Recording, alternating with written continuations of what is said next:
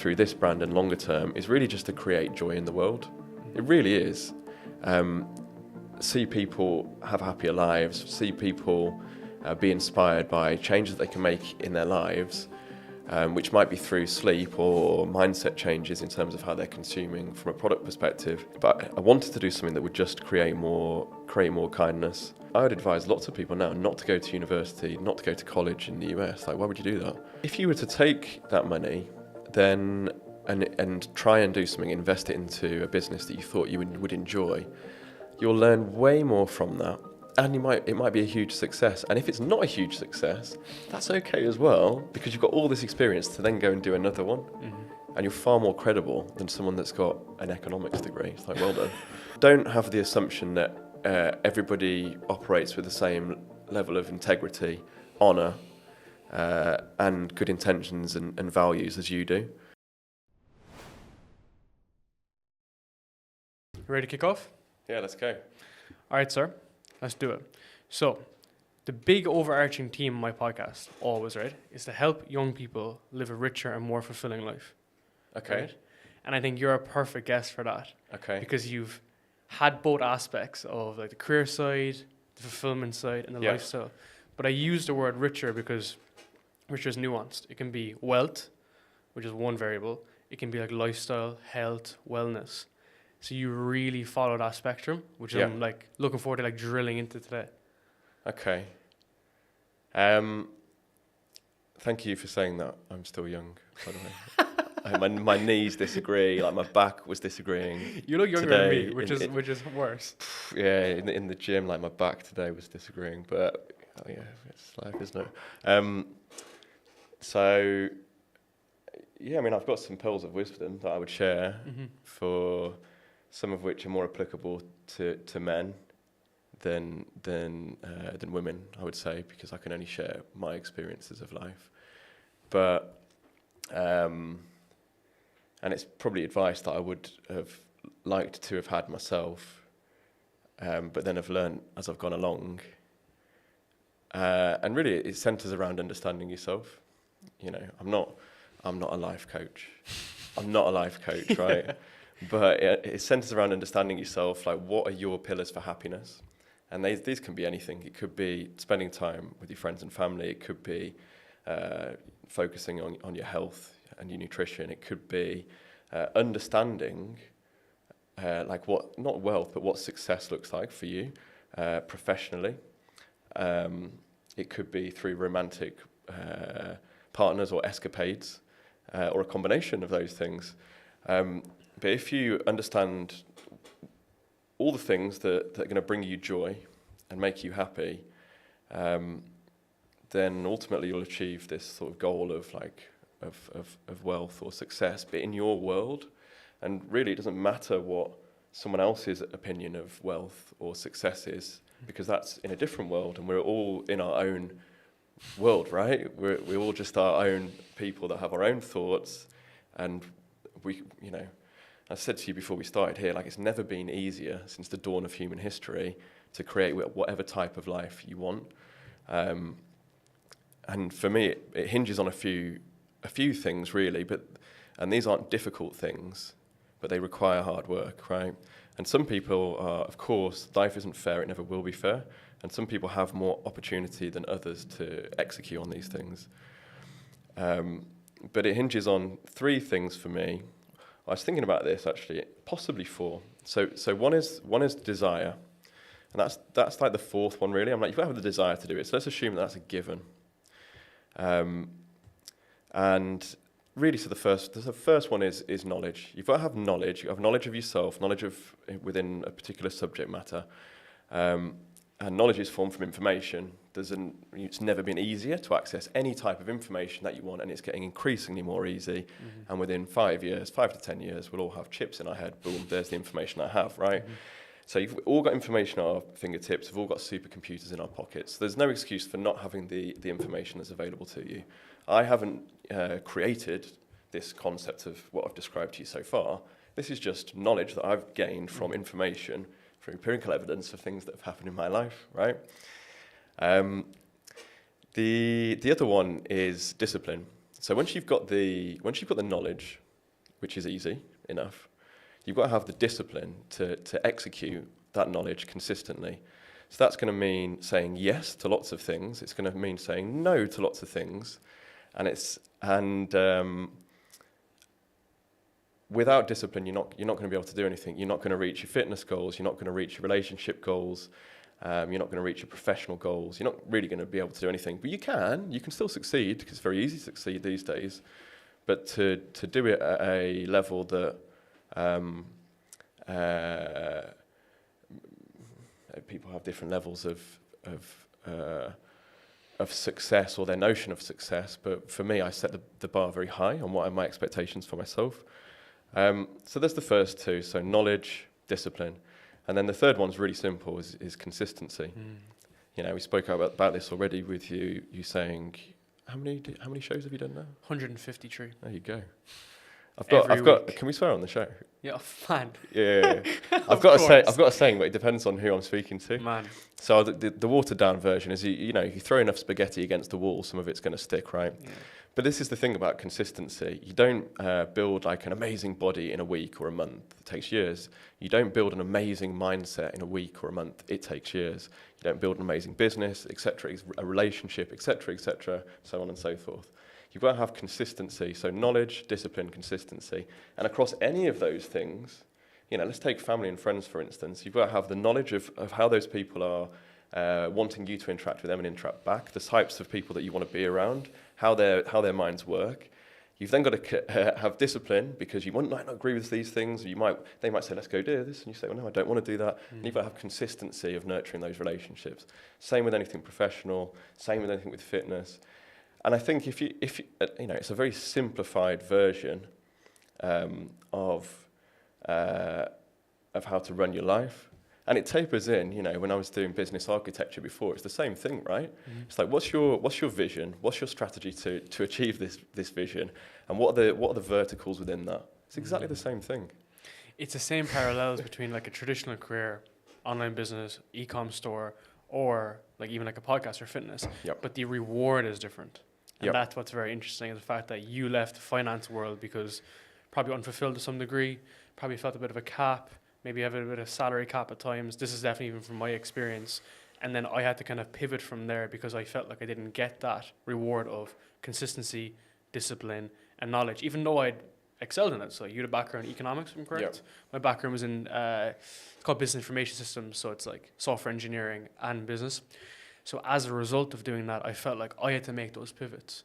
So when I'm speaking to people, I've had to like ruthlessly look over my life like this, you know, this analysis and review continuously, because every week I get on and I speak to someone who's done it, whatever it is a different variable.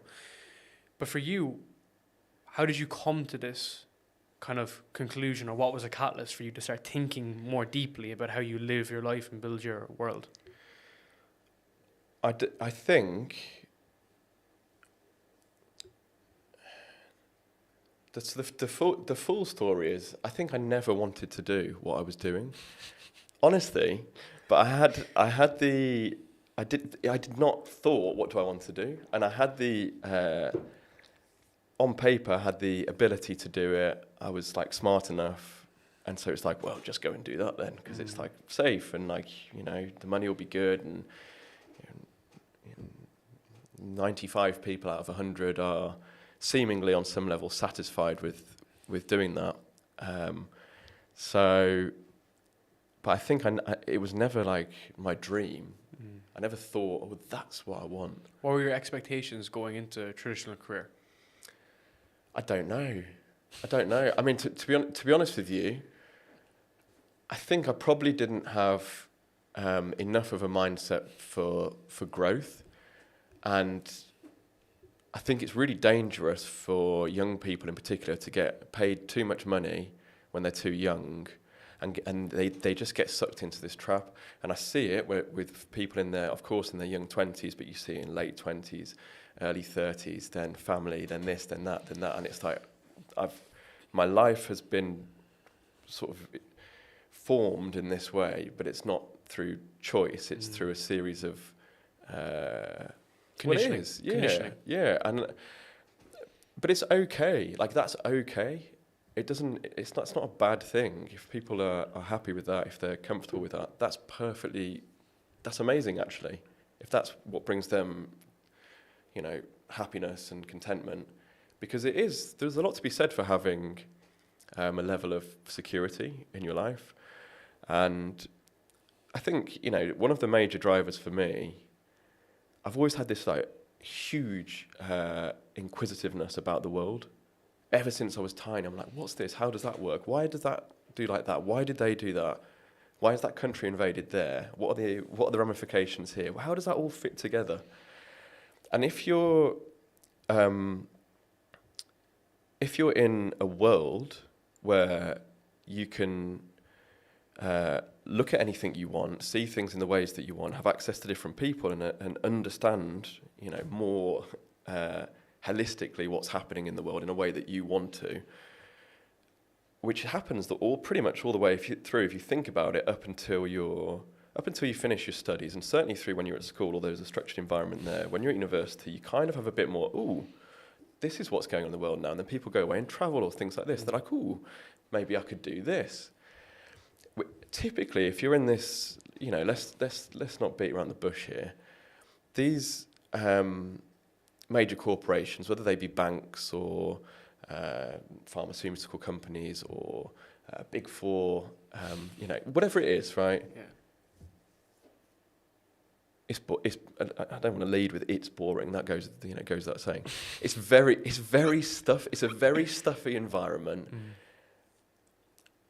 And it's this world that has been constructed, which is been defined as aspirational, but then it doesn't feel good. Well, it didn't feel good for me when I was in that world. Why do you think it is perceived as aspirational? There's a few reasons. There's an element of security there. It's probably for the same reason, but slightly different, where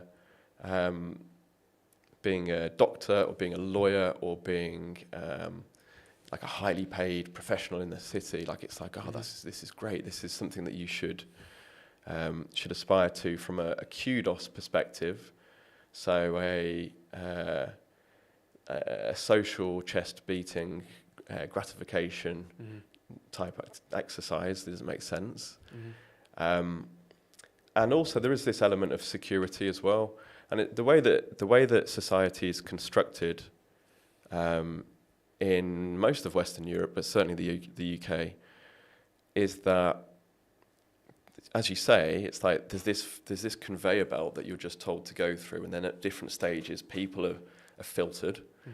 And if you are, you pass all the tests and you do all the exams and do all these things that you're meant to do, then you have access to these types of corporate roles where there's this perception that you can have a successful life, but there's no metric of happiness that goes into success. I don't think. So it's just, I guess it's the way that society is constructed, and I've thought about this actually, because it wouldn't really be appropriate either for everybody to just go and do their own thing. And it's really not for everyone. From a society perspective as well, you don't want everyone being like independent to the degree whereby they don't want to listen to authority, and literally that's how it's constructed, That's literally a part of the fucking system, the ecosystem, like. But I think most people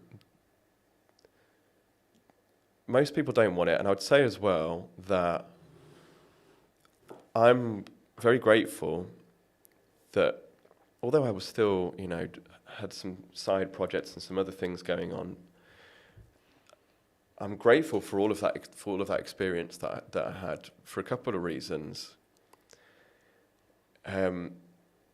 It gives me the foundation to understand how to build a company and an organisation in a better way. Given that I've seen this is the way I don't want to live, it makes me so much more grateful for the way that I'm able to live now. And as well, I think that there's an element, there's a degree of credibility there, because there's still this, like, you know, if I was to put my CV down or put my link, someone to see my LinkedIn profile, they'd be like, oh, like, it's not just like some dude off the internet that's started, you know, bedding company. It's like, oh, this is a credible man. Like, So I wouldn't say, honestly, I wouldn't say that it's not something that people should do. But I'd probably say to be mindful of what skills are you gaining from that. What skills are you gaining from it? So if you're getting a foundation of accountancy knowledge, for instance, always going to be super helpful. And any future entrepreneurial endeavors for you, or even if you rise to the top of a big corporation, that's always going to be useful for you. But I think there's nothing wrong with getting your hands dirty in lots of different things and see what you do like, see what you don't like. Especially what you don't like. Of course. That's actually more important than what you do like. You start weeding out those processes, you know. That's why I asked you this question, because you're not like the average fucking internet entrepreneur, money Twitter guy who's like, oh, fuck the 9 to 5. Like, you've gone and done it. Yeah. And quite similar to myself, like, I got to a senior position at like a fintech company, and then I was like, okay, this game is not for me. I've climbed like the wrong mountain. I'm on top of a mountain. It's the wrong mountain. I need to get back down and get back on the right one. Scary, isn't it? But what I really like about your perspective on it is because, like, you've seen that side of the coin. Yeah. And you don't want to opt for it. Like, you've seen this is what it is, and you want to go the other direction. Similar to myself, I've seen what it's like, and I know changing it's scary. It is scary. It's very difficult to do this, especially when, from a family perspective, I know you said your family were very supportive of you as well from other podcasts, which is great. But like, if you're in it from the States, man, and people invested hundreds of thousands into your fund or your kid's fund, that's right? That's madness. And then if the kid wants to make a change, it's very, very difficult, you know. And for me, it's been this 3-year journey of actually pivoting. It actually literally took 3 years. Yeah. But the skills part, I actually think is quite interesting too. So I don't know, do you know Brooke Hiddink? Kind of online e-com guy, really good guy. You should reach out to. Yeah. He was in law, and he was like, "What the fuck am I doing?" Yeah. And during his gap between the next semester, he started an e-com store, and he made around 150K in the first 3 months. Nice. And then he got out, and his first year he did 5 million. And anyway, we were discussing this, being like, "What is that bridge? Like, where is the bridge? Like, how do you change your perspective and change your mind?" And it's exposure.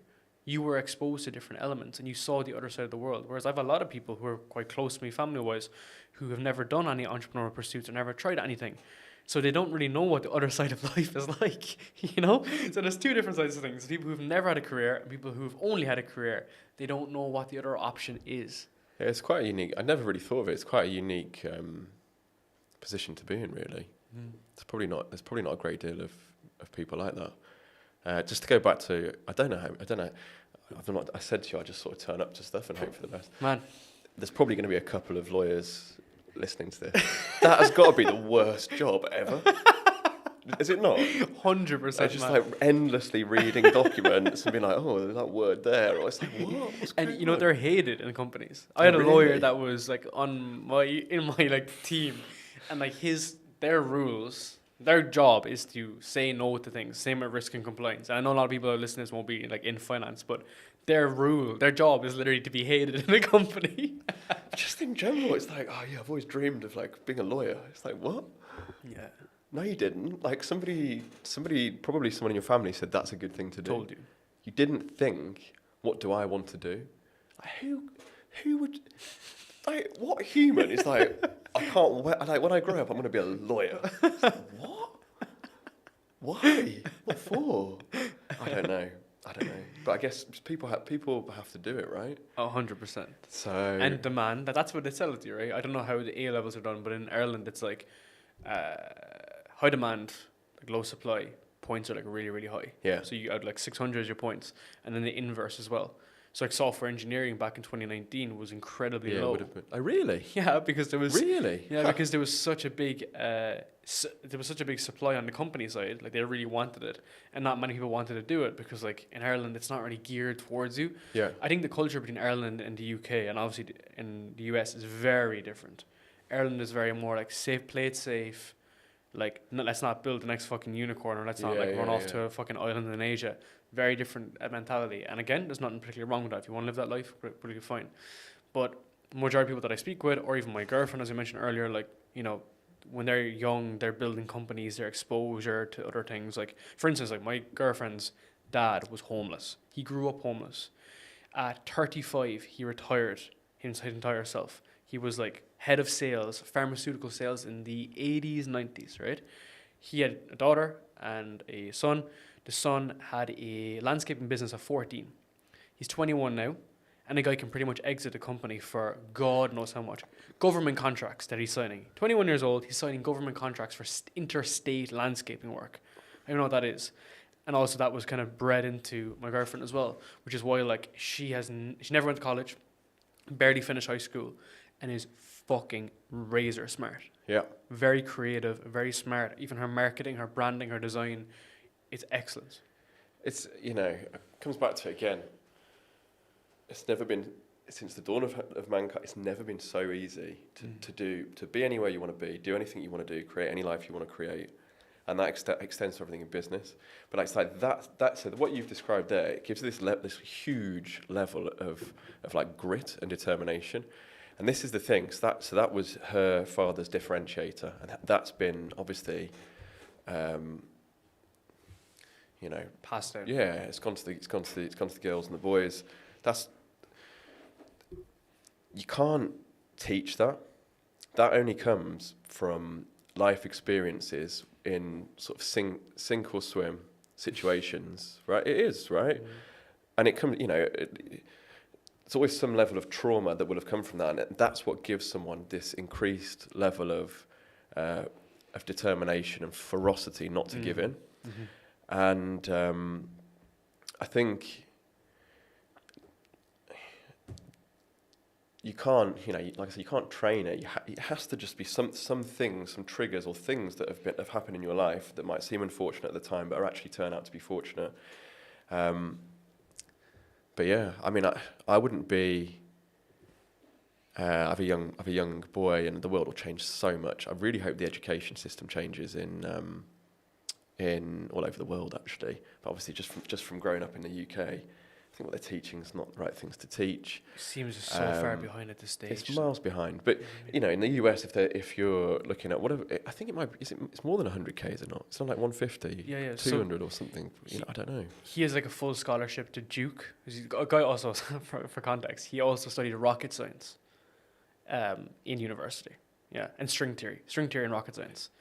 And so this is actually very interesting. So started at 14, now he's 21. He's just finished university, and he actually wanted to take a bit of a break from having his own business because he literally has been so burnt out. Then he joined NVIDIA as a hardware engineer, and he came out at like 200K. So he had no debt leaving college, and he's on like 200K salary at like 22 now. I think he just about is. But these are anomalies, right? Oh, he's like diagnosed a fucking genius. Yeah. But it's that. And it's interesting because it's a standard. I know we're jumping around, but it's a different standard. When I speak to her dad really respects me and really likes me, but he's not in awe of what I do. Did you hear that, Dad? You really respect him and you like him. So he respects me, but he's not in awe because the standard is higher. You get me? The standard is just generally higher, you know. And of course, like at a baseline, they want you to be happy, healthy, have a roof over your head. But then the next gear of life is what can you do, what can you provide, what can you help other people with, and what can you serve? Yep. You know, which is really why I want to get into some of the sustainability stuff you did as well, because that perspective is very unique. But I think that level of high tolerance, high standard is very good, and that's why I kind of moved away quite not young, but I've been in Asia for a good couple of years because I don't have any like other standards. It's me and my laptop every day, you know. And the people that I but people I interact with are these conversations every week. So speaking to like a Matt Kelly who literally, what was he, like 21 years old doing like 30 million a year. Insane, right? That I remember leaving those conversations just being like, fuck me.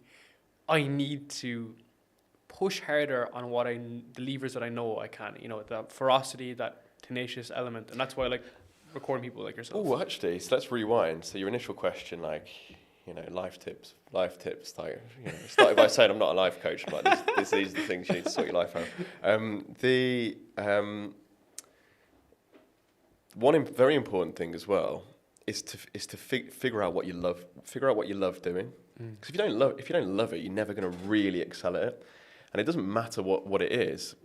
But that's the one other thing as well. And it comes back to like, do you love law? No, of course you don't. No. Do you love accountancy? Maybe some people do actually. Do you love this? It's like if you don't love doing it, and I'm not saying like every second of the day that you wake up with a spring in your step, jump out of bed. Yes, I'm a lawyer and I can't wait to go and do some law today. It's like no, that's not necessarily what's going to happen. It's a use case within it. But you should have some degree of. You should really enjoy what you're doing, right? You get one life that we know of. Like, have a good one. Why not? 100%. But I would advise lots of people now not to go to university, not to go to college in the US. Like, why would you do that? Like, the amount I don't know how much it costs now in the UK. It might be maybe about 9,000. Is it? Maybe 10 grand a year, and then like another, let's say 5 or 10 with you when you're living and your living expenses and blah blah. If you were to take that money, then and try and do something, invest it into a business that you thought you would enjoy, you'll learn way more from that, and it might be a huge success. And if it's not a huge success, that's okay as well, because you've got all this experience to then go and do another one, and you're far more credible than someone that's got an economics degree. It's like, well done. 100%, man. So, yeah. 100%. How did you bridge the gap to leave? I think for a long time I knew that I wasn't happy doing it, and there was one other business that I had at the time, and there were three. There were four at one point because I'd started this one. One was shared with an ex-partner, which was like an intro to e-commerce for me, and I'm like, okay, so this works, and that was being done like side hustle, inverted commas. And then there was another two, which were, one of them would have been a very good business, but it would have been very difficult to manage. And then one was just basically a flop. Most of them, I managed to get out of them pretty scot-free, lost a few grand, let's say. But this whole time I was like, okay, that there has to be something that is going to help people's lives improve. And I think as well at the time, I think I was very unhappy doing what I was doing. And because of the environment that I was in, I found the world to be a very unkind place. I didn't get the tube into work, but I'd be cycling, and there was some small joys in cycling in. And it's like, this just the environment that I was in that was fairly joyless. And part of what I want to do through this brand and longer term is really just to create joy in the world. It really is. See people have happier lives, see people be inspired by changes they can make in their lives, which might be through sleep or mindset changes in terms of how they're consuming from a product perspective. But I wanted to do something that would just create more kindness.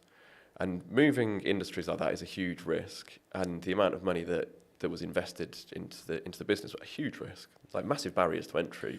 How much money? Because like obviously coming from like a service in agency background, like I started with zero. I needed zero. I just had like the knowledge acquired over the years, and that's all that mattered, because mine is very like niche. Yeah. Like, it is quite niche what I'm kind of like focusing on, but like on the e-commerce side, when you're building a brand, there's just so much. You can bootstrap it. You can bootstrap some stuff quite cheaply. If you've got like, say if you had a single product store and a relatively cheap product, and I say you can most stuff you can test for, let's say 5 or 10 grand. I've got a few people they speak to, can you help with this? Can you help with that? They've got this idea. I said, okay, well go and spend 5 or 10 grand, get a basic website, basic imagery, go and spend 5 or 10 grand on it, and you can test really on 5 or 10 grand whether it's going to work or not. Is there an interest? Are people going to, just on meta ads, and you're going to get an idea of like, can you make some money selling that product, yes or no? But for something, I think we launched with, what was it? So 3 sizes, 3 colours, and 4 products. So for ethical betting. Yeah. So 9 times 4, 36 SKUs, let's say. That's quite a lot.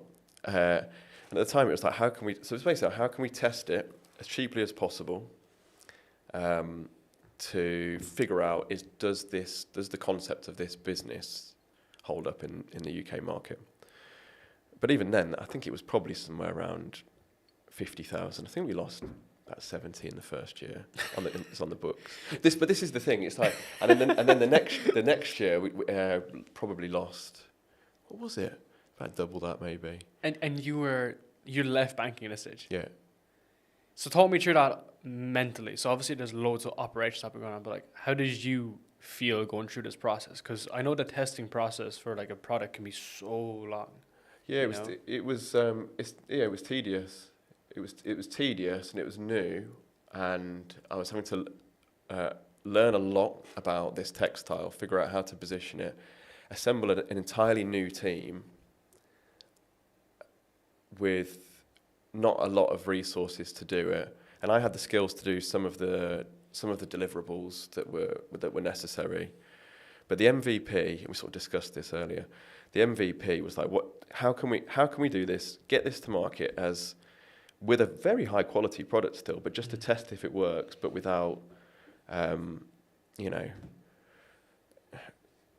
risking too much. And once we understood that the concept worked, all the products failed then, sadly. So, because my knowledge of textiles was not good enough, there was some treatments that needed to be added to the sheets which weren't, and it was about 6 months in. There's like a couple of customers say this has happened, and I'm like, this is actually happening now. So we didn't recall the products, but we knew that there was an issue with them. So it's so weird. So it's like we were almost like dormant for a long time, and had to establish an entirely new supply chain. But we knew the concept worked. We knew that we could acquire customers at a rate and a price, and for them to be very happy with the product before they failed. And I wrote a LinkedIn post on this actually. It's integrity, right? Like, we could have done nothing. The inventory was donated to hospices for there was a connection via someone at our 3PL at the time whose mother was in hospice, and they said, we need this stuff all the time. I was like, okay, like when the next batch arrives, done. And then got in touch with all of the customers that had shopped with us up until that point, and made sure that they had everything replaced, right? You don't have to do that, and we bootstrapped company up until that point, which meaning that I'm paying for it basically.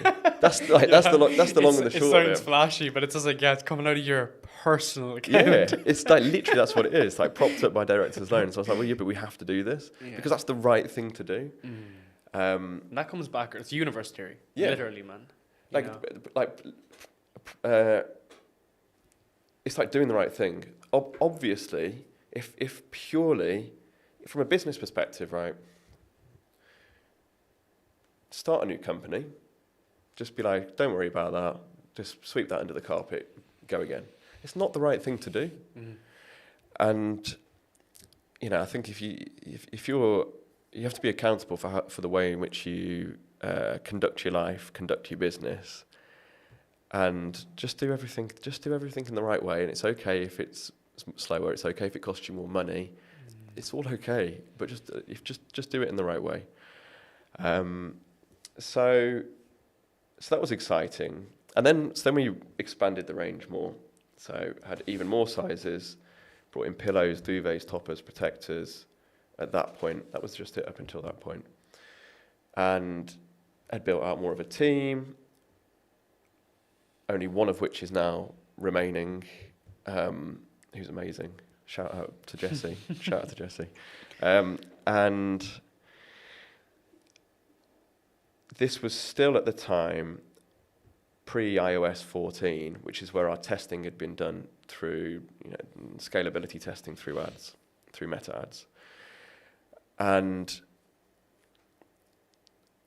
so we went flying into, it would have been Q4 2021, and it was immediately after the iOS 15 update, and everything was just, we were just like, well, we can't track data properly, we don't know what's happening well.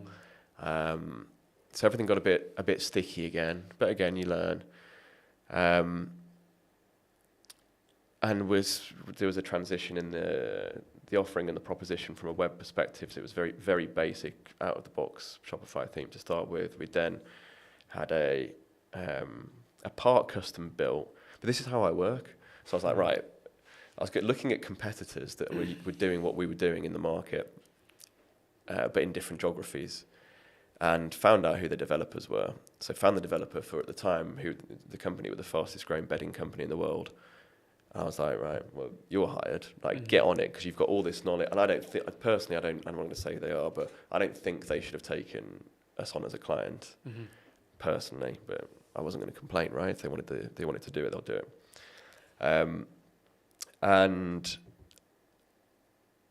what I'd always done is invest. This is the thing. It's like, know your target. Like, know what you're shooting at, and then you can take a better shot. So I'd researched bedding companies, different ways of acquiring customers, not retaining, acquiring customers. And yes, you can do it through digital advertising to an extent. Whether ordinarily that's Meta, depending on the product, it might be TikTok, and there might be bottom of the funnel Google, or some people Google anyway for very niche, long tail keywords, and Bing to a lesser extent. I've lost my train of thought here. Acquiring customers. Yeah. So I also looked at what bedding companies were doing in terms of all over the world in terms of revenue, and you can get some insight into how they're attracting and acquiring customers. So I was always, before we had any products to sell, I was like hired someone to work in SEO, and I always say careful to tell people your goals, but we invest a lot in SEO, and we've got very good people that work on it. And it's going to get crazy. This is the thing, I can't say everything I want to say, because I'm like, what if someone's listening to this? But this is part of our strategy to do this. But, if you get the best, if you have the best blog in the world for bedding and textiles and sustainability, you are getting so much traffic through. 100%. You are getting so much traffic through. And organic typically converts better if it's targeted organic. So people who want, who are specifically looking for product information. And also when you're in a niche area like we are, what will happen is that the wave of information, the amount of people that are interested in these types of products that we're selling, it's just self-fulfilling, like forever, right? Yeah. I think it was last year, in the last 12 months, it was something in the region of 700% organic traffic growth that we had, and we've got a target this year to do. It's only three. I think we've said 300%, 200% to 300%. But then these numbers get big, and they get big quickly, and these are people who are not all finding you with shopping intent. But as a minimum, there's an awareness of your brand. They'll follow you and figure out, look and see you on screen. This is it. More important. So, but yeah, I think it's something like 70 to 80% of perpetual revenue and website traffic for bedding companies would be from organic, which means you've only got this sort of 20 to 30%, let's say, which is the paid acquisition. But when you're starting out, you can't do SEO overnight. and this is again one of these are the barriers to entry. If I gave you my entire operating model, all of my contacts, I could even give you a big pile of cash and say, off you go. Do you know what I mean? Like, you can't do it. It takes time. And once you've, if you're investing correctly in the right things at the right time, this compounds, and the compounding of it gets crazy. Mm-hmm. And I will say one more thing as well. I mean, to be fair, no one's going to do it as well as I'll do it anyway, so I'm very happy to say this. But the way that millennials are searching and the way that they're building affinity with different brands is very different. TikTok is fast replacing Google as like a go-to search engine, as is YouTube. There's different types of information that people are looking for. People are increasingly shopping using videos rather than images or written text. So, as useful as a blog is now, part of what we're doing post our equity raise actually finishes today. Should have shut it yesterday. Should have shut it about a month ago, to be honest. You got the 200% a fucking month ago. I think it's like 208% it is now. I actually had a call with a very interesting guy who might come in for a slightly bigger ticket towards the end. I don't know yet. But that's like heaps for us to execute on everything we need to do. Mm. And really, this is like my illogical brain working. There's a seed enterprise investment limit of 250,000, which gives like amazing tax benefits for the investors. It's not as well known as it should be. So it gives 50% tax rebate on the way in, and it gives a no capital gain tax on the way out. And it's a fantastic way for people to invest in young businesses if they know what they're doing. Funnily enough, the investor I spoke to, it wasn't yesterday, it was the day before actually, asked loads of questions, He's like, why have you valued a company so low? I was like, get people through the door. Like, if people are believing in a company like this very early, life's very long for me. It's very easy for me to create sister brands in the space. I bought something like 50 or more, I don't know how many there are now, like ethicalsomething.com domains. That's the ultimate test of an entrepreneur, how many domains they own. I couldn't even tell you. But there's so many that start with ethical followed by a word, right? And I'm like, I can basically just go and do any product, whatever it might be, find a better way of doing it, make sure that the supply chain, everyone in the supply chain is being paid appropriately. Make sure that we're understanding how much carbon and offsetting it, and building this. Eventually, build a web of companies where there's an affinity not only to the brand and to the logo, but as increasingly as I'll be speaking a lot more, there'll be an affinity to me, and people will know. Well, I got my bedding from James. Oh, he's doing underwear. Yeah, I'll try it. Oh, he's doing dog beds. Yeah, I'll try that. How come you did the crowdfunding? Like, as in, how does that structure from an equity perspective that people can buy into? Yeah. So it's equity. It's the first equity raise. So from a tax perspective, this is the thing. I'm like, yeah, like live your dreams, like, woo. but do you know what I mean? I'm like, still like, okay, like this. You need to go and actually do the work at the same time, yeah. You know, so. But the investors must hold the shares for 3 years to get the taxable benefits, and they've got equity, ordinary shares, dividend-paying shares. It's possible, but unlikely that we'll be paying dividends in that time. Yeah. And obviously, the long-term play is to build the brand to such a point, probably not after 3 years, but slightly longer, maybe 5 or until, I don't know, I'll see how long I can go on for, right? Where they'll get a very favourable exit. So let's say they invested £1,000, it's actually cost them £500 due to the tax rebate, and let's say I 3x, or let's say I 5x, so they'll exit at 5k, and it's cost them 500 quid, and there's no capital gains tax on that exit. So that's wild, man. If you think about it, SEIS is amazing. Yeah, and I'm like trying to tell people like, you need to do this. And like, compare that to the Dragon's Den approach. If you think about it, where someone just comes in, throws cash at you. Yeah, the opportunity now that people have to do this, like, sure, Revolut was based on Seeders. Yeah, I know guys, man, that I forgot that pretty early on, not too early, but pretty early on, they were put in like 1,000, and guys like literally got out at like Series C, and they got out at, they could have made like 100k, or they could have made like 150k from it, which is 150x multiplier.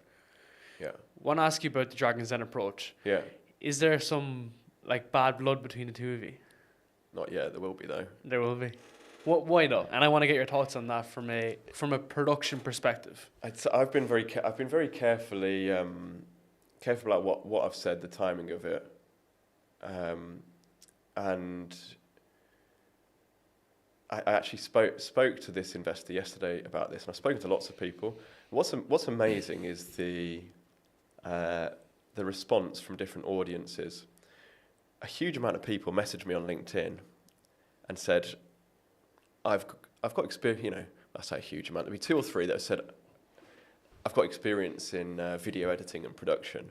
We can see that was just like horrendously cobbled together production that's framed in a way to create a narrative and a story. I said, oh yeah, that's kind of what happened. I wouldn't say there's bad blood there. What I would say is that anyone listening to this, and if we can get the editors to actually soundbite this, and I'll put it somewhere so that any other entrepreneurs that are thinking of going on there want to have half an hour. Honestly, I'll give them half an hour's time, and I'll speak with them. I think just go in with your eyes open, and just think about what are your, and I didn't take my own advice, like what are your goals? What is it that you're hoping to get from this? And what level of understanding do they have of their own skills and capabilities? What level of understanding do they have of their own business? And I don't know if maybe I ruffled some feathers in there a little bit, because you can probably tell from talking to me now. Not only do I know my business inside out, like I know what I'm doing. And I think there was one comment in there. I won't say who it was. I think I know what you're going to say before you say it. There was a few things in there, and somebody said, "You've got an answer for everything, don't you?" And I'm like, okay. Oh God! You're the founder. That's the idea. Yeah, that's like, yeah, but because I saw your video before I went live, and you were very optimistic. You know, you would post. I've got a great business. Yeah, but you post something just before and be like, "Oh, it's coming out today," whatever. And I presume you didn't see it at that point. You don't know anything. Exactly. So then and you were very like optimistic. You were reflecting on it, and it was very like concrete. And then you see, I didn't actually even see it because you can't find it on the internet. But I presume it wasn't portrayed the right way. But BBC are notorious for doing shit like this. But so are all companies, right? And this is the reason why, unless you say something here that you don't want shown, I will leave this completely unedited. And this is why I favor long form so much, because of the fact that you build trust, I can see your values, I can see what you're about, I can see everything, and it's completely unscripted. In juxtaposition of that, you take these fucking reality TV shows, which is basically what a variation of what it is. It's what it's become.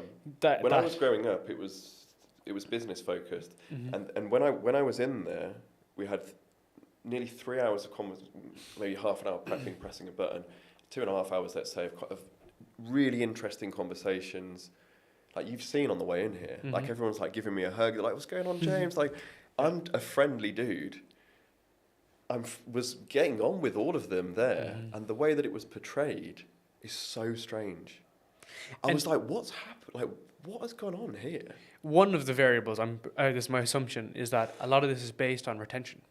So a lot of video content and a lot of like episodes these days, because they're not competing anymore now with ITV. BBC are competing now with a fucking indie podcaster on YouTube. Bear in mind, that's the comparison, right? Because you could come on the show and smash a podcast and it's way more engagement and everything. Because like, for instance, Stephen Bartlett, his podcast is listened to more people than BBC do on a daily basis, right? So it's retention wars. And that's why to get people in, they need the story, they need to tell the story, but they need it to not be woo-woo and all happy going, because people don't want to see positive things, right? The negative side of the turning the needle, turning the knife, is actually what will work. So when there was a clip saying to you, like, but these are humans. Exactly. These are human beings that you are knowingly, and this is what really is. This what's scary. This is a quasi-government organisation, 100%. right? 100%. You have an accountability to present information, truth, and facts. Really, and in fact, let's not cut any bones about it. Don't be a dick, right? I say this to a lot of people. Like, before you make any decision in business or life, just ask yourself, am I being a dick? And if the answer is yes, you can still do it, but you're going to be being a dick. So probably don't do that.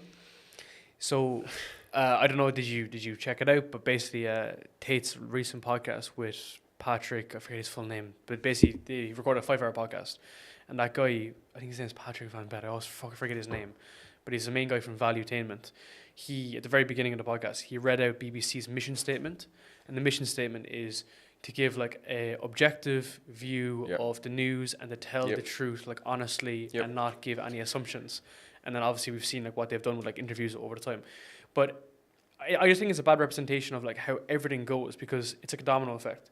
If one person starts doing this, the retention war of like fucking up all the content and stuff, then everyone else will do it. And I've seen even podcasters do that too. They've leaned really into creating like clips, a clip podcast. And I don't want to name names, but there's a lot of people, like people who are in the industry really hate that side of it. So as a result, it's like, okay, so what actually do people want? People want the story. They want the negative story. They want the drama, because that's what is happening under the hood mentally, right? And these companies are leaning into it, which is why I think it's very unfair from your perspective, because so everything went fine for you to some degree, but imagine if it didn't. And imagine if you did a seeder round and people looked up your name and they saw, oh, this happened. So it's like we're all on this knife edge, and people think that they're protected from it. This is a big thing that I want to say, is that everyone, including me, who has thousands of hours of me talking on the internet, they're very subject to anything that can happen from this perspective. Yeah, it's dangerous. It's dangerous. I actually learned. I'm very grateful for it. It was great for visibility of the brand. I think it's still on the website, like I've seen on Dragon's Den. It might not be by the time this goes out. I don't know, but it's for starters, it's an amazing experience. Yeah. Like, it is cool. It should be like that. You should leave with that experience. Like, oh, that was sick. You know. I think I wouldn't say for people not to do it, but I'd say just be a bit mindful of it. As I've said before, I don't really prepare for stuff. I just sort of turn up and I'm like, right, well, let's just see what's going on here. And I think that the biggest takeaway for me, which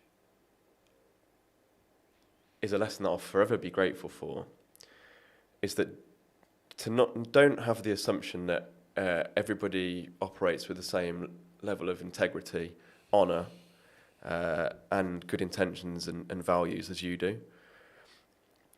And okay, fine, you can get a quick win by being a dick and making someone and their business or whatever it might be presented in a certain way. Yeah, well done.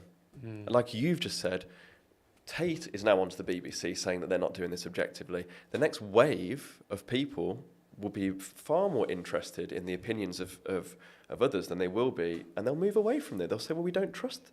We don't. And I actually think I did a poll on my... You did? I did a poll on my LinkedIn. It was 75%. Yeah, well, 75 don't trust the BBC. Is that what it was? Yeah, 75% checked it yesterday. And I think I'd come back. I think I was in Spain. I'd come back. I thought, yeah, I'd get the van loaded, get the bedding stuff up to Manchester. Like, let's go and have some fun and see what happens. And it was great. But super disappointing to be presented like that. And I don't know I can't remember the exact saying, but it's, to lose your wealth is one thing, but to lose your reputation, your character, it's like you and I'm like, what? Why have you done that? And not only that, like an award-winning B corporation that's visibly trying to do something to benefit the world and benefit the people in the world. It just blows my mind. What's going on there? Because it's like, and this isn't going to be like conspiracy, but like the fact that like you're doing something good, a lot of people are doing things that are good, and people are trying to find the wrong thing in it or the bad thing in it, or saying to you, I mean, one of the things the guy said was like, oh, I can do all your supplies for 5k or something like this, and you were like, oh, I bet you couldn't. Yeah. He's like, you could find. He's like, I could source it all for like 5k or 50k. They said 5k. Oh, 5k. He said, I can make this whole collection for 5k. I was like, you can't. Yeah. You're talking shit, mate. No background in textiles, no background in this. Tucker did. Yeah, Tucker did. Tucker's a big textiles guy. He's like, I can do all this for $5,000. It's like, you can't, mate. And it's quite funny actually, because I think Sarah pulled him up on it, because then he offered me 150 grand for half the business. And she was like, didn't you just say you could do it all for $5,000? Like the whole thing is, it's an entertainment. It used to be a business show with some entertainment, and now it's an entertainment show with some young entrepreneurs or inexperienced entrepreneurs getting the pants pulled down. In terms of that percentage of equity that you kind of give up, what are some lessons you have for younger people who are looking to raise capital? Because I often kind of see that like people would really like give up a lot of ownership for some fucking cash in the beginning to just try and make it work. Because over time you're probably going to get more and more diluted if you have to keep on raising, you know? I'd say to probably think about your long-term goals. So up until this raise, I still owned all the business, and it would be somewhere in the region of 10%. Let's say that is now with 259 other shareholders. Most of it will be in a notary account held by seeders, but then some of it won't be through other private investments. A lot of people that have invested in the business, basically. You'll have to find the data on this. I'll say it slowly, and if anyone's still listening, we're going half an hour now. If anyone's still listening, they can have a little Google. So get your Googles ready. Mm-hmm. But the stats are something like your business is a startup business 3 times more likely to succeed if you from the get-go have 2 of you, or that could still be like one of you as the leader, one of you as the other person that's doing stuff. So, and if you go it alone, you know, the numbers don't lie. Like, you're more likely to fail. Your business is more likely to fail. So much so, I've had investors speak to me saying that they're put off by the fact that I still owned the whole company.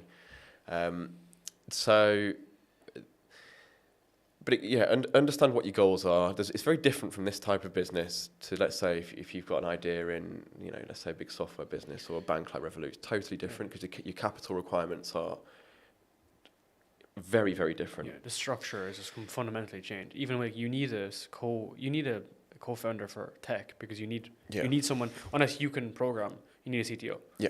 And that was the reason why I didn't go and do it, because I just like couldn't be asked going through that process now. Maybe different a couple of states in a couple of years, but like you fundamentally can't do it. You can't build a software company without a CTO. So, but I would say, yeah, I wouldn't be like frightened of giving away equity as long as it's to the right people in the right way. And you'll notice that I've not done any videos whatsoever. I've put a few posts on LinkedIn. Had I wanted to, I could have really drilled home loads of marketing and all this sort of stuff for the raise. I'm like, no, we're good. I'm like, I've put a few posts up. If people want to make, if people are like, this guy knows what's going on and he's got a cool business and I'll invest. Happy days.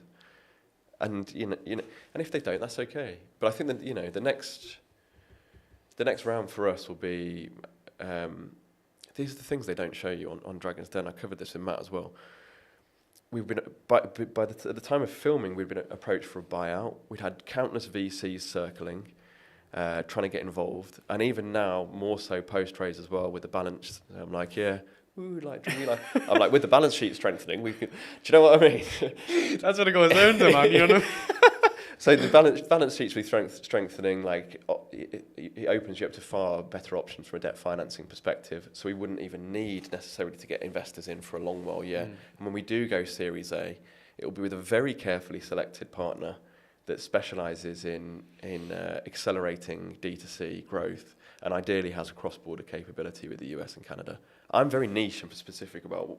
It's like, don't just take the money, like take the right money. And if you go into Dragon's Den, it's like, don't just take the money, like take the right money, take it for the right reasons. But I'm looking for, that's what we'll need next, to accelerate our growth, maybe with 1 or 2 angels supporting it and probably tape it into a crowd raise as well. And typically these VCs, they might want, let's say, 25 to 30%, so they've got a serious interest in it. I think it's just last week someone was like, yeah, we're interested to buy 51%, have a controlling share. Like countless offers for like big money to take That's why as your name gets bigger, this happens. And Hormozy calls out like the season of no's. You need to just say no to all this shit. You know what I mean? Because like it's just noise. I actually had an offer for 30% of agency. Oh, really? Yeah, and I didn't know what it meant. Like I actually fundamentally didn't understand the offer. I just didn't understand how this would work.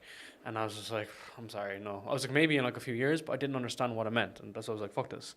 And that's why it's very interesting, because you just need to say no while you're building. Consistency, discipline, understanding what the knowledge is, understanding the value, and then going back to those 3 points. I want to ask you on a personal side of things, because you're someone who's very like really into like nature, the earth, your health, your fitness. You don't strike me as someone who starts a business for the money. No, but you've got to be careful what you say. What do you mean?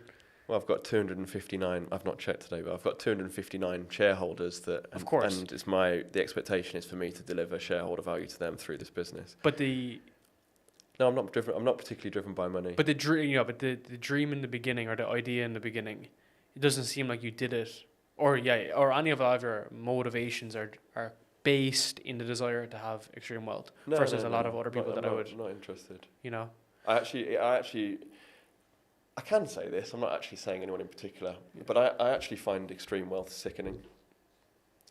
The reason why, among other reasons, that there is war is because of greed. The reasons why there's a lot of unhappiness in the world, families being torn apart, can be through greed.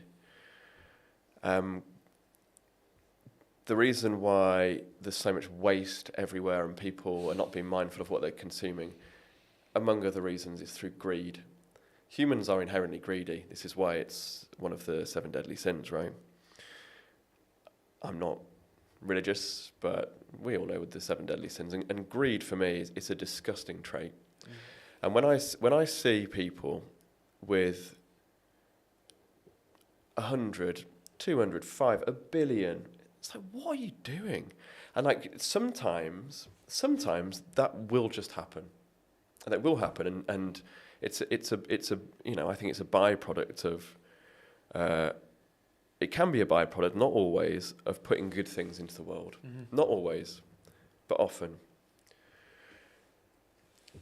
But the concept of it is very, very strange to me. I mean, obviously, if you have more wealth, you'd have to be careful. So you might need some security, and you're probably going to want more comforts. I'd feel really bad if I had 100 million in the bank. I'd feel terrible. This is awful. From what perspective? Because think how many people that you could help, and how many lives you could change by doing anything. You can accelerate other fantastic young entrepreneurs and businesses that are doing good things in the world. You could set up charities or support charities that are of importance in your locality or globally, or was something that you've been impacted by personally. Mm-hmm. I just don't really see the point of it. I can't see how you would generate any more happiness as a result of that. Mm-hmm. But I haven't been there, so it's hard for me to say how I will feel then. But I sort of said this to Matt. I said it after the podcast. That I think I can grow this business not just quite big, really, really, really big, and other connected businesses really, really, really big. And then it'll be a case for me what do I do, and what does the organisation do? And it'll be a very different picture then. It'll be a big beast, and it will have its own culture and own different goals and different people with getting pulled in different ways. But yeah, it doesn't. It's just me personally, and I think it's because it's something that I've seen in my life, and I just find it quite distasteful. Quite often, I think above all else, if you're not humble, and you're not consistently thinking about how you can help other people or things that are of importance to you, then you've really not understood what life is about. You've really misunderstood. And a lot of people might have that realization too late. And I'm very grateful that I've had that realization in spite of my rickety knees and my sore back at a relatively young age still. And that really propels everything that I plan to do, not just in this business, but in my life. And, you know, I'm not up on my high horse or anything like that. But I think I would be far more proud of myself on my deathbed, knowing that I had put as much incredible energy into the world, created as much joy as possible, and helped as many people improve their lives and make the planet a better place. That's what will bring me happiness. And I think I've never really liked all this fancy stuff. I'm just like very happy, just sort of, you know. How long have you been in Asia? I came in December. I used to travel here when I was much, much younger. I used to spend, say, a couple of months a year here when I was in my early 20s.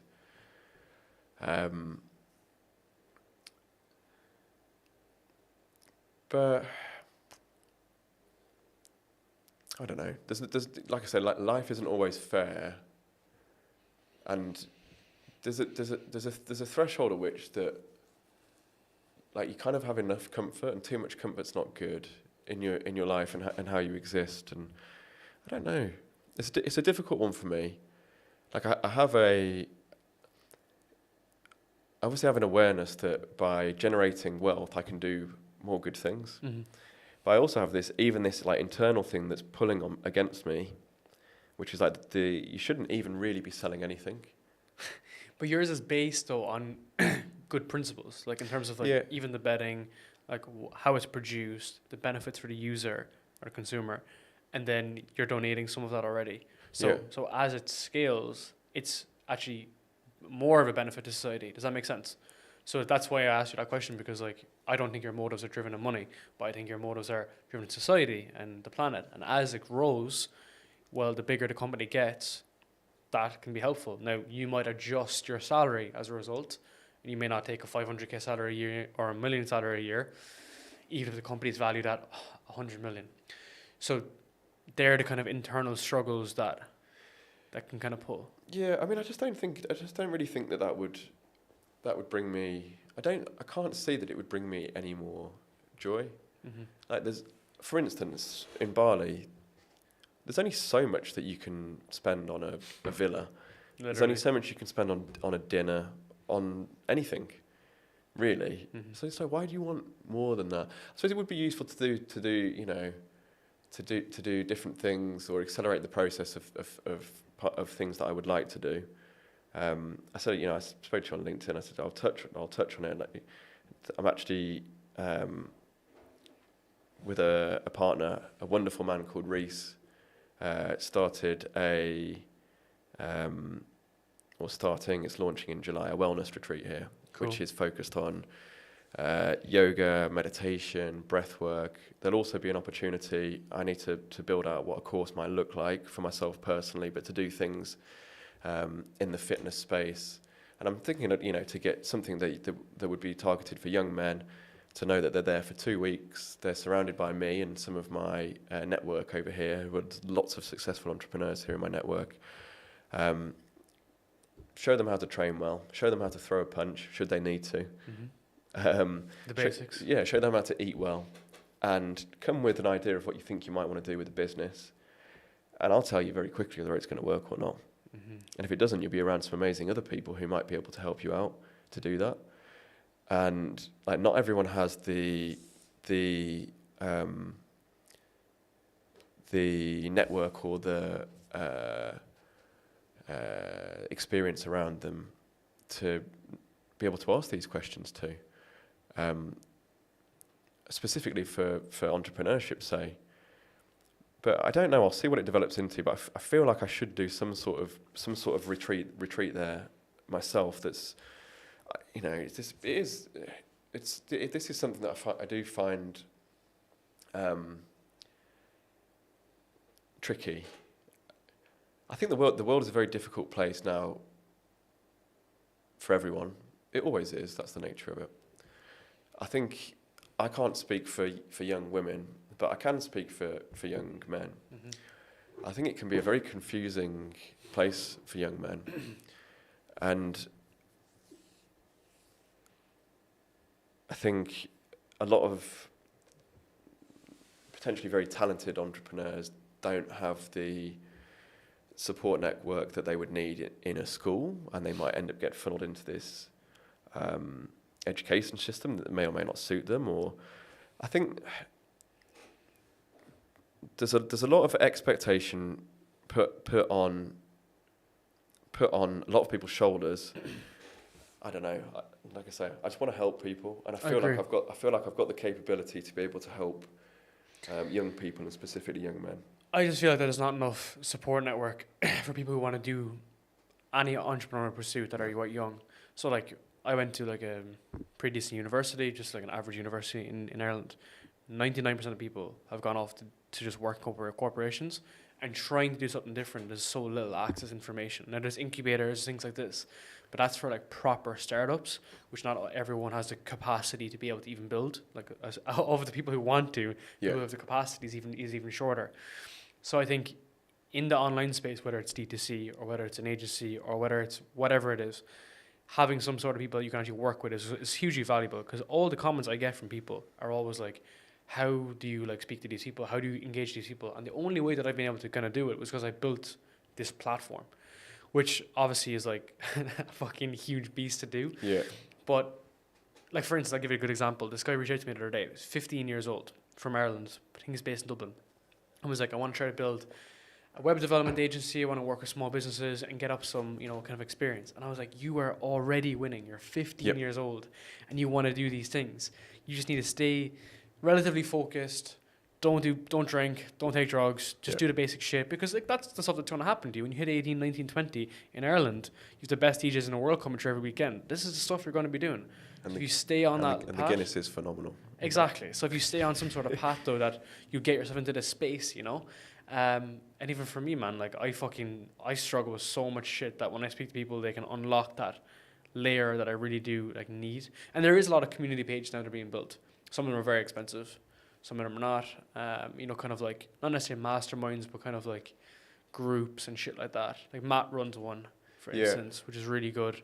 It's based mainly in London, But yeah, I think that's the reason why people fail, because, not necessarily fail, but just give up. Because at that breaking point, they don't have the person around them. Because the motivations are different. Like you said, the motivations for like young men, wildly different from women. Absolutely, I completely agree. Because like even like my girlfriend, like she wants an element of comfort. She wants to take things a little bit easier. Yeah. She doesn't want she doesn't want to go and dominate a space, which is what guys want to do, and then they feel obsolete if they don't get to that point. And that's definitely how I felt many times over every fucking handbrake turn I've had to take through my career, It builds character, and it builds grit, and but I think I wouldn't say there's times like there is a gap there for it. I just know. But there has to be a desire, and some people have the desire to do that. Yeah. I just know with the skills, the expertise, the desire, and the network that I have here to be able to take a group of not necessarily young men. It could be people who are like transitioning or into, wanting to do a different, get out of this, rat race and do something different. So, but I think. I need to be sharing that. I need to be sharing that with the world. And I even thought, don't even run it to make any money. Cover the costs. And guess what? If people are there for 2 weeks, and let's say it's 5,000 or 10,000 to go and do, I don't know how it will eventually be chopped up. And let's say there's 15 people there. You can take that money, and if there's one or two of them, or many of them, that have got great businesses, say, there you go. There's your starter capital. And by the way, I'll pick up the phone to another 10 people saying, I've just met this amazing young man. Mm-hmm. Can I introduce you to him? Mm-hmm. Guess what? very interesting lesson there, because when I was like young, dumb, and I'm still young and dumb to some degree, just less young. Yeah.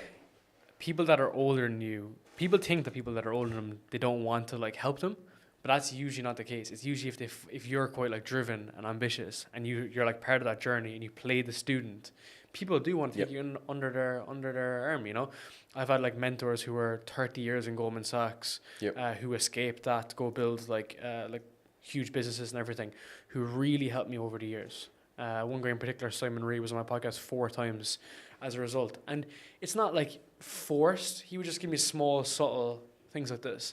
And that's what's kind of kept me on the, I guess, straight and narrow to some degree, you know? Because that's kind of what a network is, though. It's not fucking this artificial, transactional relationship. It's much more... and that's what I would like to do as well. That's why I'm very... If someone messages me, to be fair, I do get a lot of messages. I try to get back to everyone. And I try to send back a voice note, because I fucking hate texting. And I'll just try to be very clear and helpful and try to help someone where I was at 7 years ago. Is a lot of your audience sort of young men, let's say early 20s? Very young. So the biggest thing for me like is guys going from 0 to 1 or transitioning. So like, man, I've had people on my show, people messaging me who've put so much time into masters and double masters and changing companies and then joining companies and then needing a way out. And like, I tried to just... That's why I don't cut anything up, because like my values are very similar to this. Like that, I was going through that period. I wouldn't say regret it, but I definitely, looking at other people, I could have spent my time. I could have done a lot of better things with my time. That's the way I put it. And I feel the pain. It fucking sucks, you know. So all my audience are in that period from 20, 29, and they're like looking to make improvements in their life, you know. The other thing, you know, to keep in mind. It's not easy. It's not easy, and a lot of them might not want to hear this, but they'll fail.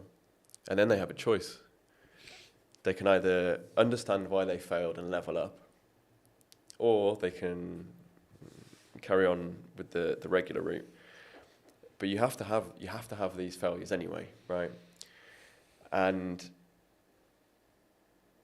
the most important thing, really, in all of it is your mindset.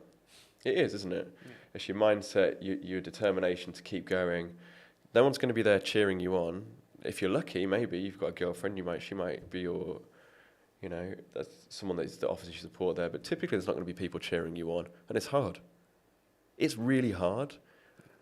But because it's really difficult, and not just hours or workload or skills, like.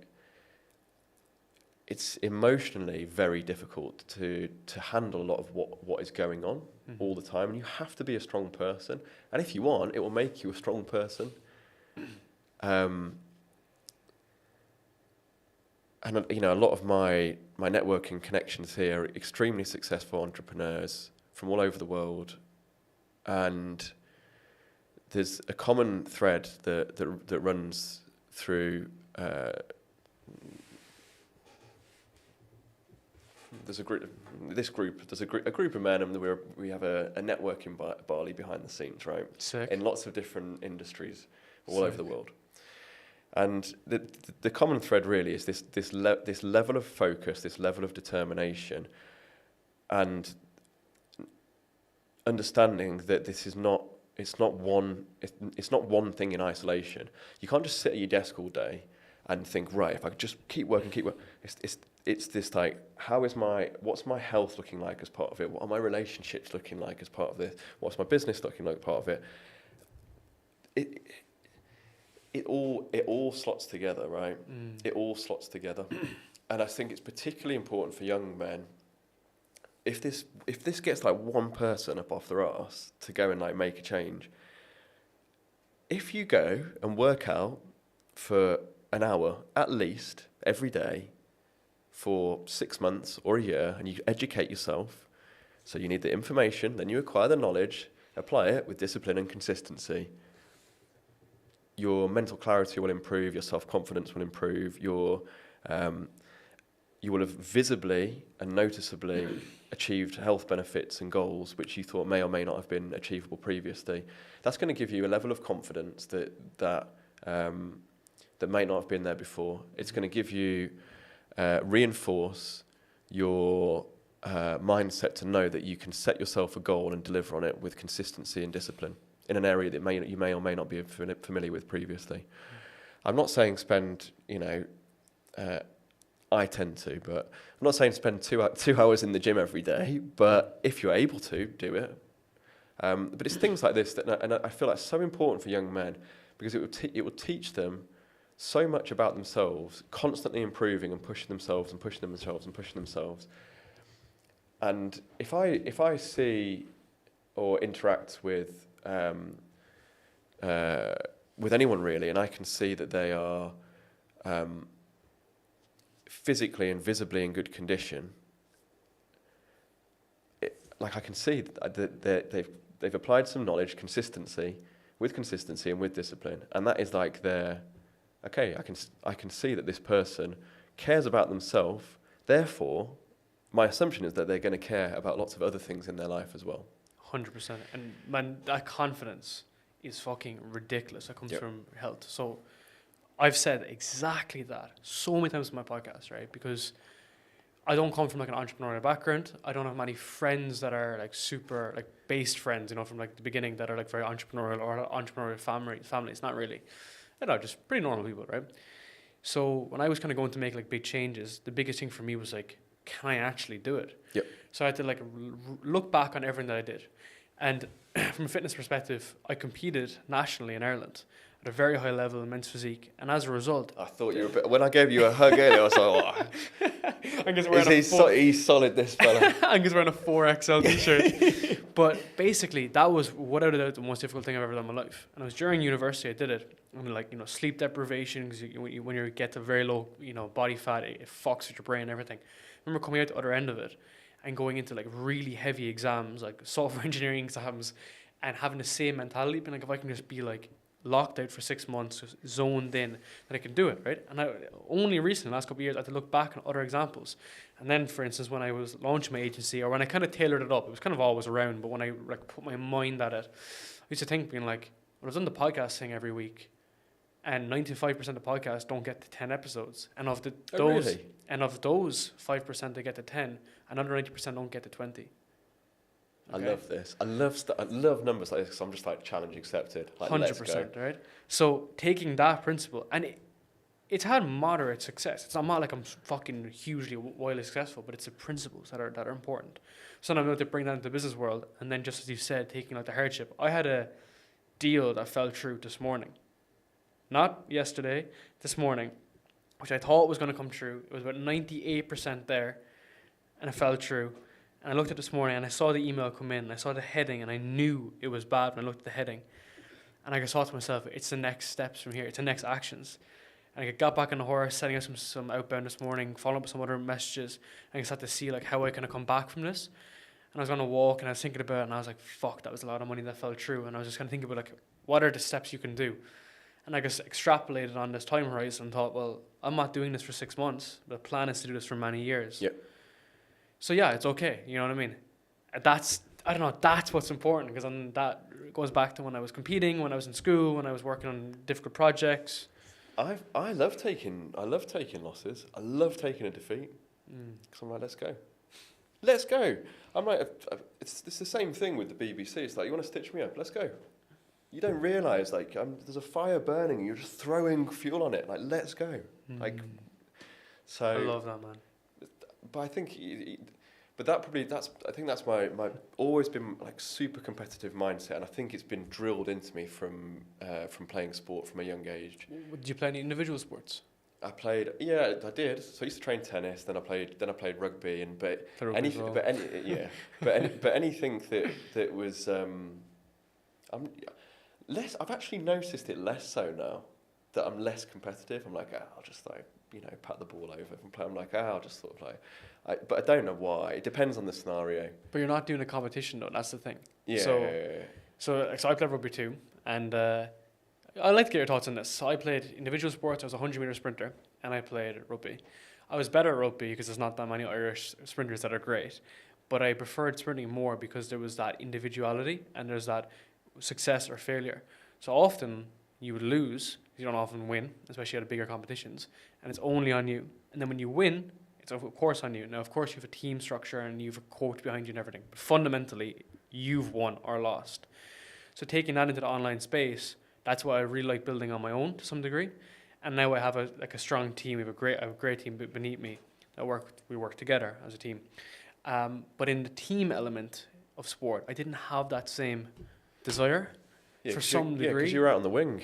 You weren't in the pack, mate. 100%. You weren't in the pack. If you were in the pack, it's a different story. But that could be a detriment to my personality. And I admit that maybe I prefer individual sports, just the way I'm geared, versus a team sport. And I completely admit that could be a detriment to my actual personality. And that's why I enjoy spending a lot of time actually alone as well to some degree. So I thought that was quite interesting from my own personal experience. I'd like to get your thoughts on that. Individual sport. I suppose I love them both. I love them both, and much like you as well. I need quite a lot of alone time, and I'm very outgoing. I'm incredibly sociable, but I need time on my own to think for headspace. Be very happy, walking on the beach for a couple of hours on my own, or taking myself off for the day on my and I just love it. I love it. So, in terms of individual sports compared to team sports, I suppose I never really thought of it that way. I think no matter anything that I would do, I would always be trying to understand how can I increase my skill level in whatever it might have been. I'm like, how can I increase my skill level? And again, guess what? It comes down to those three things again: knowledge, consistency, discipline. So, but I wouldn't say that I have a preference. And I think now, I wouldn't say my sporting days are behind me. Bit of paddle tennis here. I feel like a little bit of, just for those that know. So paddle tennis it's like a for the babes. Yeah, well, it's like a fusion between squash and tennis, and it's good as a mixed gender sport as well. Mm-hmm. So that's really fun. It's just a fun game, and. Yeah, that's what I suppose I like. It's anything that you can increase your skill level in. I love anything that I'm like, right, okay, I can see that I'm improving there. So, but I feel sorry for them, but I feel like people have missed out if they haven't ever had the experience of pushing themselves in sport to whatever level that they for a prolonged period of time. And I think that's super, super important, like incredibly valuable. And it's things like that, actually, sort of touched on it earlier. And when I said, it's easy to get, it's easy to get knowledge, and information will be like everywhere. You can just press the button in your head. Get to 80%. Press the button, to get the AI to give you the information in 10 years, done. And what's fascinating is that my assumption or hope is that the education system will totally change as a result of that. And it encourages people to do things that they love doing more. I just love playing sports. I love playing sports. I was really good at maths, and I actually loved creating things. So like art or things that involve like crafting things with my hands and stuff. I loved it. Don't know why. Anyway, so, but just fast forward to 10 years, and then there'll be an argument about it for another 10 years. So let's call it 20 years. A lot of young people should be able to say, I just want to do sports. I've got all this. And it's a lot more easy and accessible to do that, or enable them to do like far more creative things, far more creative endeavors like art or whatever, artistic endeavors. So that's my like small prediction for the future there, which I think will happen.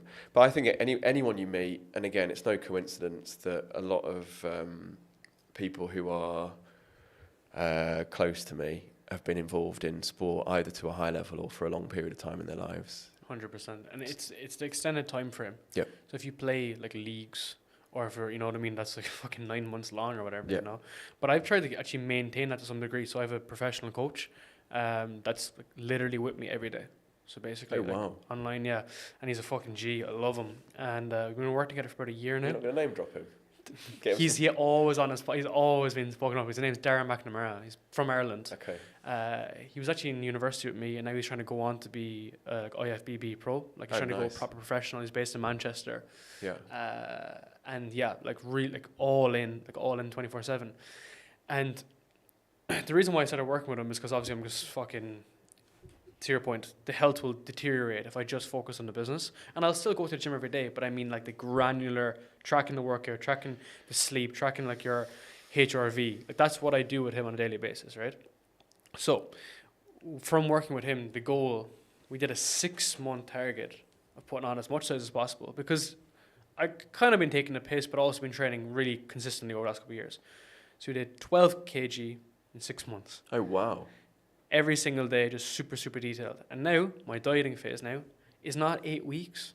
It's also 6 months. Yeah. Because that's where all the value comes from. So it's consistency day in, day out, dropping the calories slightly, day in, day out. And it's the same shit. Now, my girlfriend said the other day, she was like, could you not just do this yourself? And I'm like, of course I can do this myself. But that's not the point. Yeah. The point is not to do it by myself. The point is to do it with someone as part of that journey, you know? And maybe, possibly might compete next year. Maybe. But I'm just checking, like, do I have, like, capacity? Did you compete before, did you say? Yeah, I was quite young. Yeah, but I kind of should have waited. But from doing, like, you know, bulk cuts, I haven't reached, like, my natural size that I could have got to. You know, I should have bulked much longer, you know, that kind of way. But obviously living in Asia, you kind of want to stay, like, looking decent, you know, in comparison to the bodybuilder approach. But it would also be men's physique. It wouldn't be like the bigger category, you know? Anyway, that principle is what is important because it teaches me exactly how none of this can happen overnight. It has to be a longer period. So if I was to go do it, which I'm not saying I will, that would be in total 2 years. 2 years just to see if my body physically at that stage of guys that possibly will be enhanced and whatnot, you know? That's interesting. But that's part of it. Exactly. That's part of it. Like you know that going into it. So yeah. Did they have like an over 40s comp? Yeah, they do like. I'm gonna wait until I'm 40 and do one. Man, you'd fucking smash it. Yeah. But already, no, you'd smash regular shows already, especially in Asia. Like if you did like a PCA tour in like fucking South Korea, Singapore. Not Bangkok. Bangkok, you get killed. Yeah. But man, some of the guys in Bangkok are so big. Do you know what as well? For me as well. Like I've been bigger before. I capped out at about sort of 85, 86 kg. Wait, sorry. You were 86 kg. Yeah. That's about the max. Yeah. Man, 3 months ago I was 85 kilos. Yeah. I'm 5'7" on a good day. I can go more. You're like 6'2". Yeah. I can go more. You look a lot heavier. I know. It's mad, isn't it? Are your legs big? Big enough. Calves, no. See, all of the weight comes from my legs. Everything just comes from my legs. And it's deceptive as well because I've very broad shoulders. Yeah. I thought you were like 100 kilos, man. No. To be fair, if I was intentionally bulk, but I feel like I could only do that with a dirty bulk. If I reckon I could get. I think when I came back here, I might have been like hovering around 90, and then I stripped fat down a bit, and I literally couldn't get past 85, 86. But again, not tracking the way that I should be, but like nailing my protein goals, eating as much as I could comfortably eating a lot, and I'm like, I just can't get any bigger. It's like my body doesn't want to get any bigger than that. So everyone is like, oh, like dieting's so hard, whatever. Dieting's very easy in comparison to the long bulks, right? I was at 4,000 calories every day, and everyone's like, oh, 4,000 calories, that must be fun. Imagine doing it every day, not just some days, right? So there's only a certain amount of time you're awake, and you have to eat all these meals. And obviously, the later it is, the more fucks up your sleep, right? But there's only so much you can eat during the day. So I was having 800 calories roughly a meal. So that's like 6 or 5 meals. Man, it was actually horrific. And you can even check my resting heart rate was 65, 67. Yeah, my HRV would be like 30 every day, because that's just what my body just mechanically shouldn't be at that size. But like the whole idea was like sticking to a plan. Like I made the plan, stuck to the plan, and like the weight was adjusting. I was put on about how much was it? Like half a kilo a week, or like 0.3 kilos a week or something. How old are you again, did you say? 27. Yes, yeah, now's the time to do it. So you really want to bulk, just bulk as much as you can now. Just build a really, really good physique, you know what I mean? Yeah. Because like when I was in Bali for the last couple of years, I was never pushing the maximum muscle side of things. I was pushing maybe just like looking lean to be at fucking Fins or Savoia, you know? But like you just get to the point where you don't even look that lean or you don't even look that big. You just look like a fucking 14-year-old boy, especially from my height, because for my height, I need to always be either like super jacked, super jacked, or super lean. Because otherwise, if I'm wearing a baggy t-shirt, I could look 14, you know? It's a funny one, isn't it? Like I think if I was 5'7", I think I'd go bulky most of the time. But then you can't look too bulky, then you look like a fucking square. Oh yeah, I don't know. You know, it's like you want like that kind of like men's physique look, whereby short waist, large shoulders, and then like big legs. You know Jeff Nippard? No. Oh, it rings a bell actually. Yeah, he does all like the science explained bodybuilding like videos. He's a cool dude, but basically he did that like experiment. He's small, he's like 5'4", he's from Canada.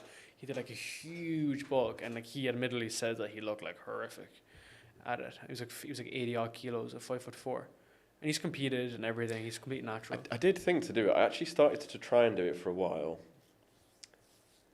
and stopped after. I actually got dengue fever for a while. I think that was what caused me to stop. And then after that, I was like, it's not real. It just got uncomfortable. Yeah. I thought, what did you say? Half a kilo a month? 12 kilos in 6 months. That's crazy. Like I just don't think I could do it, because I was trying to calculate my base metabolic rate, and I think it's somewhere in the region of 3.5 anyway. If I'm exercising for let's say 2 hours a day, 3.5, right? and I'm like pretty chunky, and I'm like I can't sit, like I'm always on the move, blah blah. So, I don't know, like how much would I have to eat then? I'd have to be in like what was your surplus? 800. Yeah, so I was up. My surplus in the end was about 1,400 calories. Yeah, it's insane. So I'd be up at like 5,000 calories to try and possibly, if I could. You've got 10 years on me, well, whichever way. Yeah, it's just that I don't want to do that. And it's also depending on what your goals are. But it was just a funny kind of like example, because like it shows like if you need to apply your time to something, it's going to take a lot much longer than what you think it is. You know what I mean? Yeah. And especially if you're dieting, if you come down, you might think, I need to lose a couple of kilos. I've gone from 85 down to 78 now, but I'm going to need to go below 75. To look really good, I'll have to be below 75.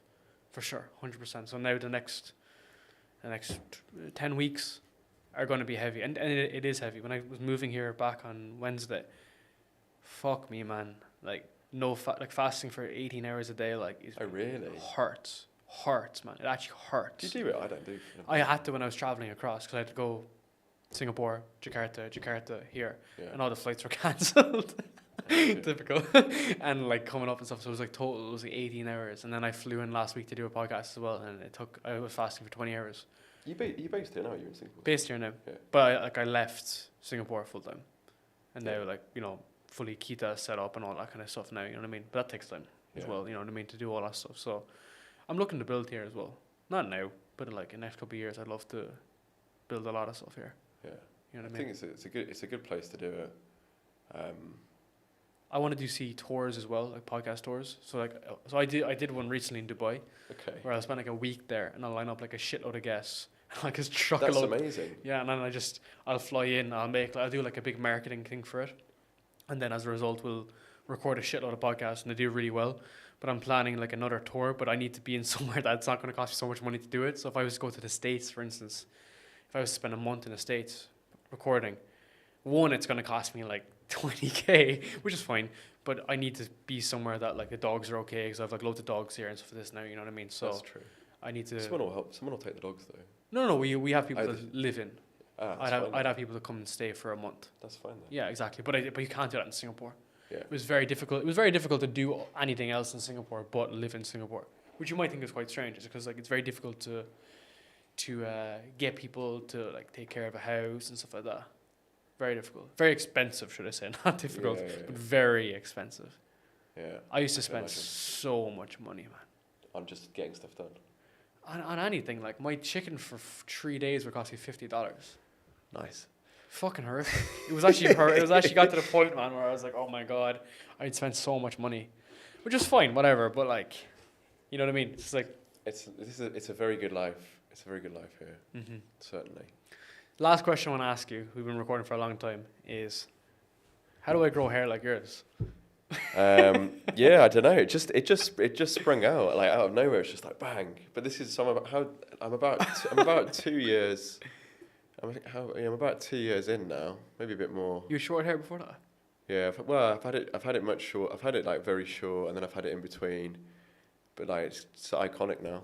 It's iconic. You look hair. like Tarzan. Yeah. You look exactly like Tarzan. Iconic hair, so it stays. The hair stays. That's it. But no, did you have like curly hair? No, it probably would have been less curly than yours. Mine's very very. Mine curly. was like wavy, but then when it started growing, it just got more. It just starts to get more curly. But I do. Do you know what I do? I take. I'm actually running out of supplements now, but I do take biotin. Yeah. As a supplement for hair and nails, and I do have a. This is really embarrassing. Like, why am I mentioning this on the podcast? Man, I've got a really good like leave-in hair conditioner. So, because like your hair gets salty. 100%. It gets salty, and the water here is not very good. So I'm just like, get a bit of hair leave-in. Man, my most viral video is a hair loss transformation that I did on my channel. So I was like, hair loss is genetic to some degree, right? Yeah. There's obviously other variables, but my family are like hit with the fucking hair loss reaper, as I call it, and so I pretty much reversed my entire hair. I was like going strong. I was like at 18, I had like a really bad hairline, right? At 21, it was like on the way out. The only reason why I didn't get, you mean? Yeah, and on the back, right? Here as well. So I went to get a hair transplant at 21, and they wouldn't let me because you're too young. So you're going to start regressing in other areas during the next 9 years. So I come back to this in 9 years. And at that point, I found More Plates, More Dates. And I was like, More Plates, More Dates, yeah? And I was like, fuck it, I'm just going to hop on it. So I was very strategic with it. I was very, very strategic. But started with ketoconazole shampoo, which is kind of like a small bit of like anti like hair loss. Then I moved on to finasteride. And I was very meticulous in how I measured finasteride. You know what finasteride is? Yeah, I've heard of this. So finasteride it's a DHT inhibitor, so it stops you from losing hair, right? Okay, but it won't regrow it. Well, to some degree. So hair loss is defined by you have like 100,000 hair follicles. Yeah. If you lose over 40%, it's very impossible to grow it back. Yeah. There's some that are like have a half-life. So you can you can use finasteride to stop your hair loss. And then you can use something like a derma roller to rejuvenate the hair that's there. Okay? So hair that's semi-lost, you can use that. So you can get into it and regrow it. So basically, what finasteride does is it prevents you from losing hair. So it has a lot of side effects if you are not careful with it. So how they discovered finasteride was 5 milligrams is for prostate cancer. And when they gave it to people who have prostate cancer, they noticed that some of their hair was regrowing. Bear in mind, people like cancer, that were growing hair. So then they were like, okay, they reduced the dosage. But when you're up at 5 milligrams, you can get like libido fucked up, you can get like test fucked up, you can get gynecomastia. But down at like 0.8 to 1 milligram is like where the magic happens. So I was actually on the higher end. I was up at about 1.2 milligrams a day. Never had any side effects, never had any issues. Now, only thing I've ever gotten was I was starting to like pee a bit more. But then it faded off. That was it. I'd pee like once every 2 hours versus once every 3 hours. That's all right. It was all right. Anyway, so I basically reversed my entire hair over the course of 2 years. Now it's 2 years into I've been on finasteride every single day. And so the last step to that is like, Rogaine. What's that? Rogaine is like, you ever see the ads where like fucking, they put like treatment on your hair, which is like, it's minoxidil, it's a drug. And what minoxidil does is completely like, it breaks your hair down to regrow it, but I wouldn't recommend going on it because it's quite expensive. And it's like you need to be on it for forever. Whereas if you got a side effect from finasteride, you can go off it. It's chill. So there's a half-life. So if you got on it and like you're addicted and work for like 2 weeks, you just go off it and then it's done. So yeah, man. And like there's a reason why the video has 250,000 views on YouTube, because 99% of men face this problem. And I was like, I don't give a shit what people think about me. I'm just going to document it. Yeah. So I did a 1 year transformation, 2 year transformation. Oh, wow. Yeah, I did it on YouTube, and I broke down the whole thing from it. And I'm not like, oh, I blew it up. It blew up because other men struggle with it and they don't talk about it. Just like what you're saying there about the business and giving up and having that kind of like grievance about it. And I told my parents about it, and everyone, my dad was like, "You're fucking mad." And then about a year into then, he was like, "Whoa." He was like, he was like, "It works." And I was like, "I know it works." There's a few other things I use. Because you never would have seen that. Yeah. I just thought, like grey head hair. Yeah. So now, like, and bear in mind, it was like gone.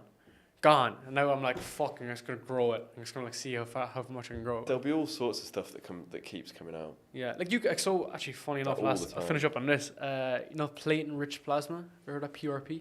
No.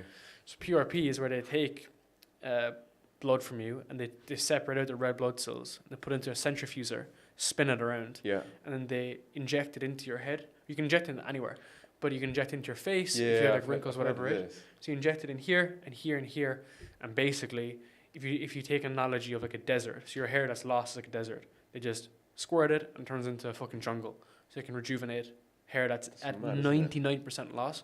So there's a place in Denpasar that I'm just going to do it as like an experiment because I just think it's fucking interesting, and it's like $200. Yeah. So you do it once a month for 6 months, and then you do it once every 6 months, and then you do it once every year. And it's like $200, man. So I'm what will you do? Do it on like the crown and just here and here. And they'll take it from your arm, and that's it. Done. You know, I said that there's this group of men in business in Bali.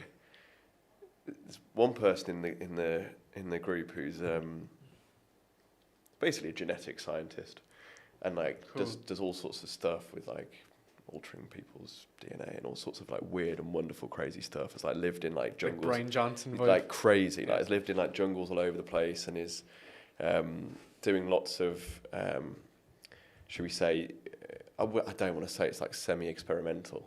I don't want to say that, but like there's some things that I'm like, I'll probably leave that. Do you know what I mean? So, but there's all sorts of things that he, positions, and I'm like, I'll probably just, like, I'll just eat my fruit and veg, and I'll be all right. Yeah, of course. But there'll be way more in future. Way more stuff in future. But that's very interesting, though, man. Yeah. Man, I want to say a massive thank you. Yeah, I really cool. Appreciate it, man. Hope you enjoyed it, and a bit of a different conversation. Definitely. Yeah. We'll do more in the future as well. I'd love to. Yeah. I'd love to. I'm here, and I've got some other interesting people you might want to bring on as well. Of course, man. Thank you so much. You're a pleasure, man. Really appreciate it.